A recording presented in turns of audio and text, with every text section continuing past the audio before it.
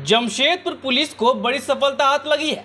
दरअसल सोनारी में हुए एमबी ज्वेलर्स में डकैती की घटना का पुलिस ने आज खुलासा कर दिया है। पुलिस ने इस घटना में 4 अपराधियों को पलामू से गिरफ्तार किया है। पुलिस ने इस कांड में इस्तेमाल में लाए गए मोटरसाइकिल और लूटे गए 50,000 रुपए नगद को भी बरामद किया है। इन लोगों की निशानदेही पर लूटे गए गहने को गलाकर ठोस रूप में छुपाकर रांची के तिरुल रोड बक्शा गली में रखा गया था। इसको भी बरामद किया गया है। जमशेदपुर पुलिस को बड़ी सफलता हाथ लगी है। बीते दिन 24 तारीख की घटना है जो एमबी ज्वेलर्स में दिन दहाड़े लूट हुई थी। लगभग दिन के 2 बजे के आसपास की घटना है, जो कि बता दें कि चुनाव 25 तारीख के था। एक दिन पहले घटना को दिया था अपराधियों ने अंजाम। नमस्कार, सोशल संवाद में सभी का स्वागत है। मैं मंजीत इस वक्त जमशेदपुर के एसएसपी कार्यालय पर मौजूद हूँ और जिस तरह से जान रहे हैं कि बीते दिन घटना का अंजाम जो अपराधियों ने दिया था उसको जमशेदपुर पुलिस के कप्तान किशोर कौशल ने पूरी घटना का खुलासा करते हुए 4 अपराधियों को गिरफ्तार किया है और ज्वेलरी समेत कार्बाइन पिस्टल के समेत कैश 50,000 नकदी के साथ जिस तरह से चारों अपराधियों को गिरफ्तार किया है। और इस तरह से बता दें कि बीते दिन की घटना है कि लगातार जो अपराधियों के द्वारा कहीं ना कहीं इस तरह से घटना को अंजाम दिया जाता था और उसको लेकर जमशेदपुर पुलिस कहीं ना कहीं एक तरफ चुनाव का माहौल था और दूसरी तरफ ये कहीं ना कहीं पुलिस के लिए काफ़ी चुनौतियाँ थी।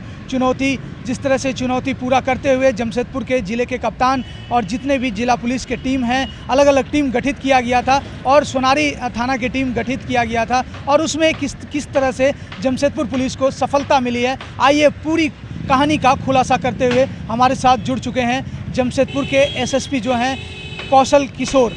5/2024 को सोनारी थाना अंतर्गत एक ज्वेलरी शॉप में एक लूट की घटना को अंजाम दिया गया था और जिसमें कि बड़ी मात्रा में जो ज्वेलरी थी उसकी लूट हुई थी।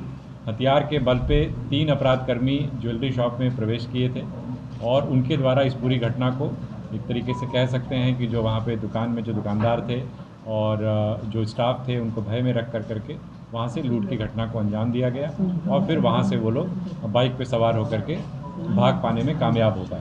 इसको लेकर के सिटी एसपी के नेतृत्व में एक एसआईटी का गठन किया गया जिसमें कि डीएसपी हेडक्वार्टर 1, हेडक्वार्टर 2, थाना प्रभारी और इसके अलावा अन्य सब इंस्पेक्टर्स एवं टेक्निकल सेल के जो कांस्टेबल्स हैं वो शामिल थे और उनके द्वारा लगातार इसके ऊपर कार्रवाई की गई। जो भी मानवीय आसूचना और तकनीकी आसूचना है उसका संकलन किया गया, उसके ऊपर लगातार काफ़ी मेहनत की गई और उसके बाद इसमें जो हम लोग को इनपुट्स मिले उसके आधार पर कुल मिलाकर के 4 अपराधकर्मियों की इसमें गिरफ्तारी हुई है, जिसमें एक ऋषिराज उर्फ मिट्ठू सोनी, दूसरा गोविंदा पासवान, तीसरा राहुल शर्मा और चौथा अभिषेक गुप्ता है।